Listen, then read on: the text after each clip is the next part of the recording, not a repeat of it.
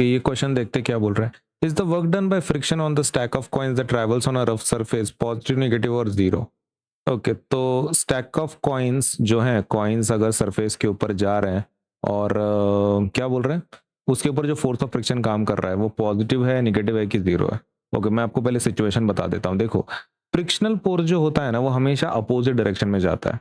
मतलब अगर आपकी बुक राइट में जा रही है तो फ्रिक्शन लेफ्ट में जाएगा.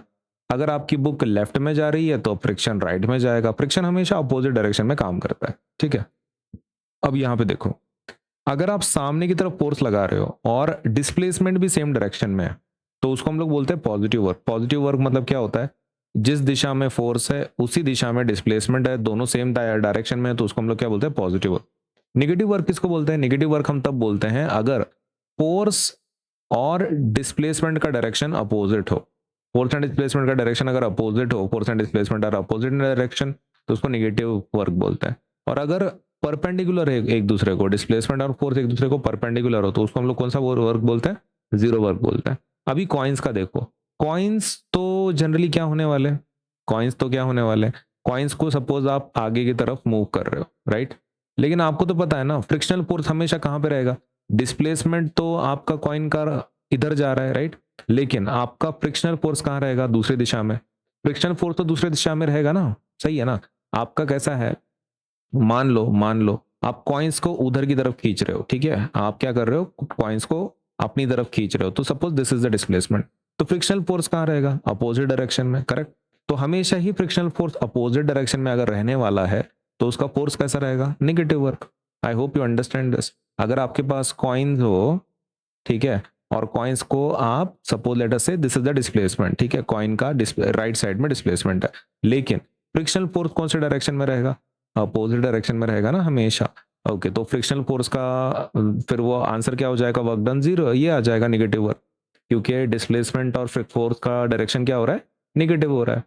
ओके, तो अपन इसका आंसर क्या लिखेंगे फिर, what is the answer will right.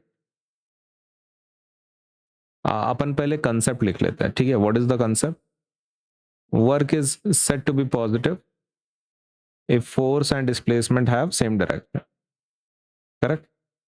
if force and displacement have same direction अगर है तो उस वर्क को पॉजिटिव बोलते हैं, correct. Work is said to be negative if force and displacement are in opposite direction,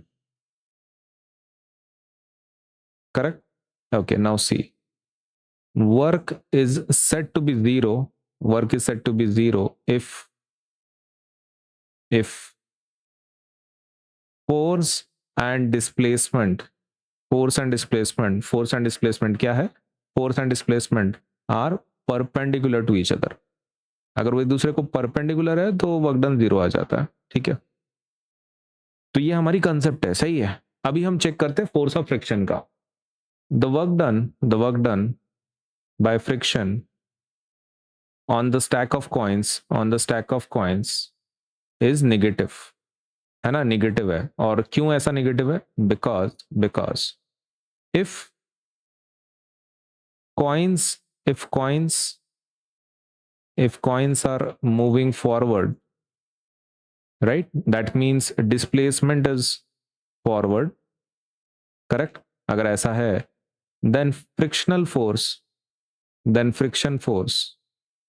is in backward direction, correct, backward direction. So as force and displacement in this case are opposite, so as force and displacement in this case are opposite to each other, it can be said as negative work.